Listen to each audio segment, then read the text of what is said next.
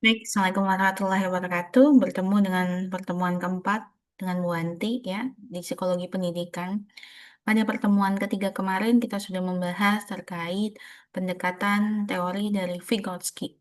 Ya, di mana Vygotsky merupakan perkembangan atau menggunakan pendekatan teori yang sifatnya kognitif namun disebut dengan kognitif sosial atau sosial konstruktivis.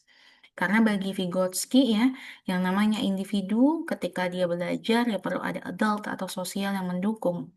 Begitu juga dengan penugasan yang sudah Bu Wanti berikan kemarin, mahasiswa belajar terkait perkembangan sosial emosional berdasarkan tahapan perkembangan dari Erik Erikson. Ya, ada versus ya, di mana kita bisa kenal Erik Erikson itu dia adalah seorang psikoanalisis ya. Maka psikoanalisis selalu berbicara terkait ketidaksadaran. Maknanya apa?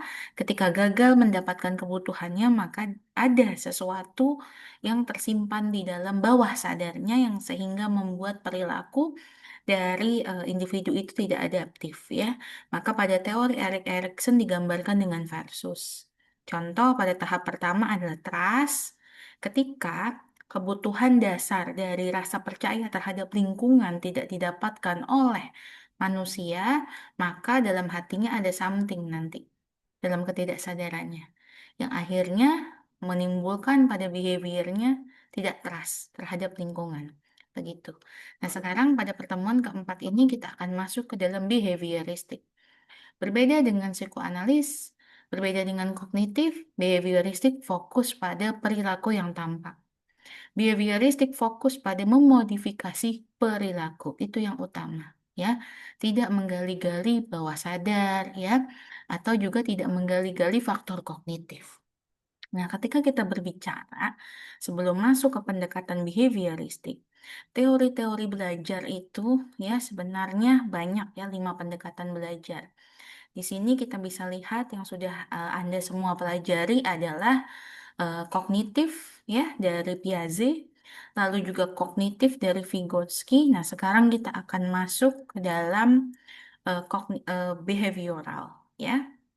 Nah, ketika kita berbicara behavioral, behavioral itu terdiri dari dua perkembangan ya, atau kutub besar. Yang pertama yang disebut dengan classical conditioning, yang kedua disebut dengan operant conditioning. Bedanya di mana? Pada classical conditioning fokusnya adalah pada mengutak-ngatik perilaku, mengkondisikan perilaku sehingga timbul perilaku yang diinginkan. Kalau pada operant conditioning, perilaku yang diinginkan itu muncul karena diberikan reward atau punishment. Jadi itu kata kuncinya ya pada operant conditioning, respon atau perilaku yang diinginkan muncul karena ada penguat atau karena diberikan hukuman, reward punishment. Sekarang kita masuk dulu classical conditioning. Classical conditioning dipelopori oleh Ivan Pavlov dengan anjingnya yang disebut dengan Dimitri ya.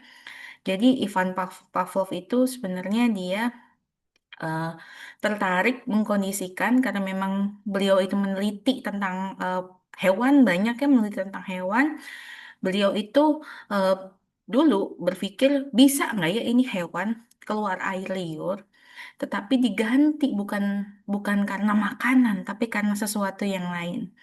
Nah, classical conditioning memberikan kontribusi yang besar terhadap dasar dari teori behavioristik, yaitu stimulus dan respon. Gitu ya. Jadi, memberikan kontribusi penting di mana akhirnya ketika kita menginginkan respon tertentu, yang perilaku yang ingin kita targetkan, perilaku yang ingin kita buat, maka stimulusnya itu harus tepat. Stimulusnya harus dikondisikan. Stimulus pun juga ternyata bisa diganti dan dikondisikan untuk memunculkan respon yang diinginkan oleh eh, modifier ya atau oleh behavioristiknya. Nah, ini adalah percobaan dari Ivan Pavlov. Jadi, Ivan Pavlov itu ingin mengganti yang biasanya anjing itu keluar air liur atau saliva karena melihat makanan. Tapi Ivan Pavlov berpikir bisa nggak ya makanan ini diganti jadi sesuatu yang lain sehingga si anjingnya ini tidak melihat makanan tapi melihat sesuatu yang lain tetap mengeluarkan saliva. Nah, pada percobaan classical conditioning ini dia menggunakan bell, begitu ya. Jadi yang dia targetkan adalah gimana akhirnya ketika si anjing ini nanti ngelihat bel atau mendengar bel, dia keluar saliva. Maka yang dia lakukan apa?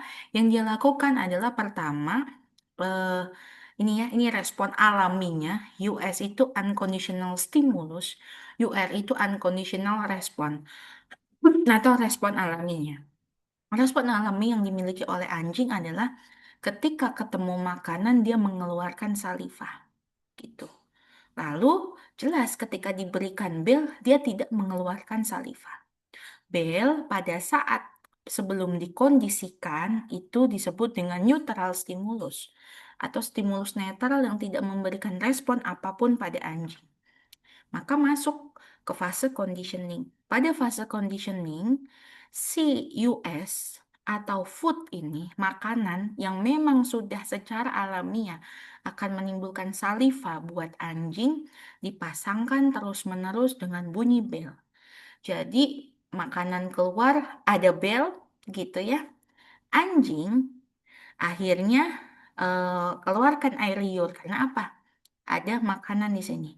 Nah, ini dilakukan berkali-kali, makanan selalu muncul dengan bel.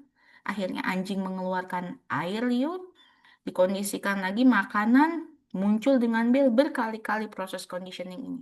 Sampai akhirnya after conditioningnya, belnya dibunyikan tanpa adanya makanan, anjingnya bisa keluar air liur. Ya, jadi setelah dikondisikan ternyata bisa. Anjing mengeluarkan air liur dengan kemunculan bel tanpa adanya makanan karena mengalami proses conditioning beberapa kali. Oke, jadi dia mengasosiasikan sebenarnya anjingnya bahwasanya bel akan muncul bersamaan dengan makanan. Nah, jadi ketika kita berbicara classical conditioning, pada classical conditioning yang harus dicari pertama kali adalah stimulus apa yang memang sudah secara alamiah ya menampilkan sebuah respon pada organisme atau makhluk hidup atau manusia. Stimulus alamiah ini selanjutnya akan di-pairing atau dipasangkan dengan neutral stimulus atau stimulus baru untuk menimbulkan respon yang sama dengan stimulus alami, dengan bagaimana dia merespon stimulus yang sifatnya alami. Begitu. Nah, ketika kita berbicara elemen, tadi ya ada kode-kodenya. Pada classical conditioning, mahasiswa perlu mengenal ada US, UR, CS, dan CR. Apa itu? Ketika kita berbicara US adalah kondisi awal, unconditional stimulus. Jadi walaupun tidak dikondisikan, yaitu akan keluar begitu ya respon alamiahnya. US pada percobaan Pavlov stimulusnya adalah makanan. Ya, jadi anjing eh, mau dikondisikan atau tidak memang sudah dari sananya ketika melihat makanan itu akan keluar air liur. Ya, maka makanan di sini berfungsi sebagai unconditional stimulus. Lalu unconditional respon adalah respon before conditioning ya. Jadi memang ya ketika melihat makanan responnya adalah keluar air liur.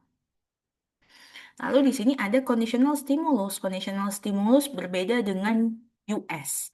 Kalau pada US adalah stimulus yang sifatnya alami, kalau pada CS adalah stimulus yang tadinya netral, begitu ya, eh, dan tidak menimbulkan respon alamiah, tetapi setelah dikondisikan dia bisa berfungsi membuat sebuah perilaku tertentu. Ya, CS pada percobaan Pavlov adalah bel. Sedangkan conditional respon atau respon yang kita kondisikan ya, hasil dari conditioning disebut dengan CR, conditional respon. Pada percobaan Pavlov, CR di sini adalah air liur, sama seperti UR. Nah, ketika kita berbicara US ya, unconditional stimulus makanan tadi dengan CS atau conditional stimulus yaitu bell dalam classical conditioning harus dipasang beriringan, berkesinambungan gitu. Ya, ketika kita berbicara pada classical conditioning, pada pemasangan US dan CS tujuannya kenapa harus beriringan, harus kontinu, karena kita mengejar bagaimana makhluk hidup menciptakan asosiasi.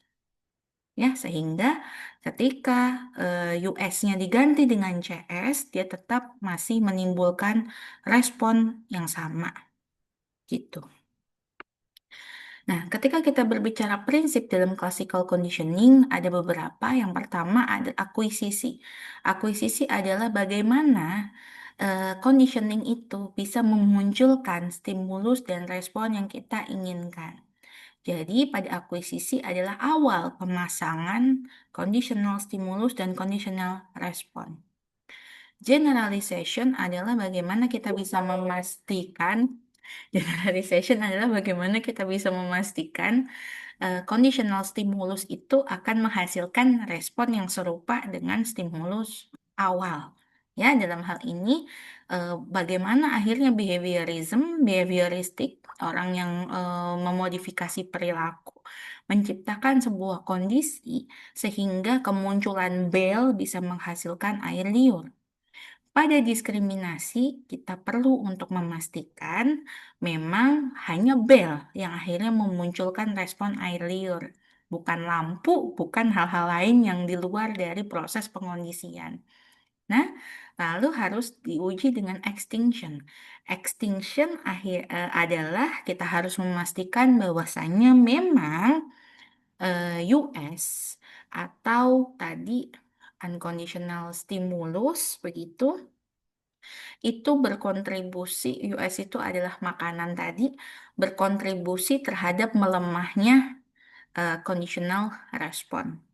Gitu. Jadi, walaupun akhirnya si bel tadi mampu untuk memunculkan air liur, namun ketika tidak di-pairing dengan makanan, jadi makanannya nggak muncul-muncul, seharusnya melemah itu air liurnya. Gitu. Ya, itu adalah disebut prinsip extinction. Nah, ketika kita berbicara classical conditioning, ini juga terjadi pada emosi manusia. Bagaimana kadang kita terlalu menggenggam emosi takut, marah, cinta, gitu ya. Kita terlalu terkondisikan berkali-kali dengan peristiwa trauma atau peristiwa yang tidak mengenakan. Makanya terkadang respon otomatis yang kita berikan adalah sesuai dengan kondisi awal. Contohnya bagaimana? Ada orang-orang yang dikondisikan di kelas ya, tidak mempunyai teman, dikondisikan di fase hidupnya mengalami pembulian, ya sehingga dengan fase berulang, fase pengkondisian yang berulang itu akhirnya ketika ketemu teman-teman baru, respon alamiahnya adalah cemas atau marah atau takut gitu ya. Jadi ketika kita berbicara bagaimana kita bisa memunculkan respon-respon yang kok respon-responnya ini sama dengan respon-respon traumatik yang kita miliki, padahal situasi atau orang yang kita temui tidak sama, maka ini masuk ke dalam salah satu pembelajaran classical conditioning. Nah, ini adalah eksperimennya Watson ya. Eksperimen Watson salah satunya adalah berbicara tentang conditioning. Jadi bagaimana itu si Watson ya, dia membuat anak yang namanya Little Albert, dia kondisikan yang tadinya tidak takut terhadap hewan yang berbulu sampai akhirnya dia takut terhadap semua hal yang berbulu termasuk boneka yang berbulu. Nanti akan saya sisipkan video tentang eksperimen Watson. Oke, baik. Sekarang kita masuk ke dalam operant conditioning. Berbeda dengan classical conditioning, pada operant conditioning ini biasa disebut dengan instrumental conditioning. Jadi, ketika kita mau memunculkan perilaku, perilaku yang kita inginkan harus ada reward dan punishment. Begitu ya. Jadi, menurut si siapa? Menurut si Skinner ini, ketika kita mau, kalau dalam konteks tadi percobaan anjing, ketika kita mau memunculkan air liur, maka ketika si anjing mendengar suara bel, dia muncul air liurnya, kita kasih dia makanan, kita kasih reward. Begitu juga ketika tidak muncul tuh belnya itu, apa air liurnya itu ketika belnya kita bunyikan, maka kita punish. Nah, ini yang berbeda operant conditioning dan classical conditioning. Karena pada classical conditioning tidak ada penerapan yang disebut dengan reward punishment, tapi kalau operant conditioning, reward dan punishment ini menjadi elemen yang penting untuk memodifikasi perilaku. Nah, ini adalah bentuk-bentuk punishment sama reward. Reward biasa juga disebut dengan reinforcement. Ada yang bentuknya positif, ada yang bentuknya negatif. Reinforcement, hadiah yang positif jelas berbicara memberikan hal yang menyenangkan, tapi ada hadiah yang sifatnya negatif, yaitu adalah mengambil hal yang tidak menyenangkan. Contoh ketika ada anak, ya, kita minta untuk mencuci baju secara mandiri. Ketika kita berikan reinforcement positif, berarti kita memberikan hal yang menyenangkan, yaitu waktu bermain gamenya bertambah. Ya, tapi ketika kita berikan reinforcement negatif, maka kita mengambil waktu main game itu sebagai konsekuensi dari dia tidak mau mencuci baju. Begitu juga ketika kita berbicara punishment, punishment itu sifatnya negatif, yaitu mengambil hal yang menyenangkan, ya. Jadi punishment yang negatif itu jadi dia dihukum dengan mengambil hal yang menyenangkan. Lalu kalau punishment yang positif kita memberikan hal yang tidak menyenangkan. Itu, ya. Perbedaannya apa? Reinforcement dan punishment. Kalau pada reinforcement, fokus dari perubahan perilaku yang kita inginkan itu meningkat. Kalau punishment itu diberikan ketika kita ingin menurunkan perilaku tertentu, gitu ya. Oke, saya masuk dulu ke sini. Ini sama ya, classical conditioning dengan operand. Nah, ini ada jadwal-jadwal pemberian reinforcement. Jadi ketika kita berbicara operant conditioning, itu ada penjadwalannya. Penjadwalan terbagi jadi dua, yaitu fix sama variabel. Contoh adalah ketika orang bekerja, ya, setelah 1 bulan dia dapat gaji. Gaji itu kan bentuk reinforcement, tapi jenisnya fix karena sudah tepat tuh, misalkan tiap tanggal 28, tiap tanggal 29, ya itu fix.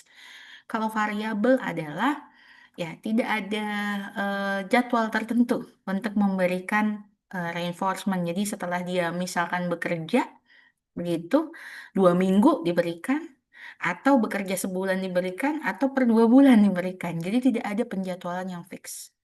Begitu juga dari kita bisa lihat dari jenis yang kita berikan banyaknya. Kalau fix adalah berbicara banyaknya fix jumlahnya. Bekerja misalkan 30 hari jumlah gajinya 7 juta gitu. Nah, pada variabel ya tidak ada. Dia bekerja tergantung dia melakukan apa begitu ya. Jadi nggak selalu dalam 1 bulan misalkan dapat 7 juta gitu. Itu ada jadwal pemberian dari eh, reinforcement. Nah, kita bisa lihat di sini bahwasanya eh, yang paling oke adalah yang paling oke dalam arti dia konsisten, ya, konsisten untuk menaikkan perilaku dan relatif stabil adalah penjadwalan yang sifatnya variabel interval, yaitu yang jadwalnya tidak fix dan juga jumlahnya tidak fix.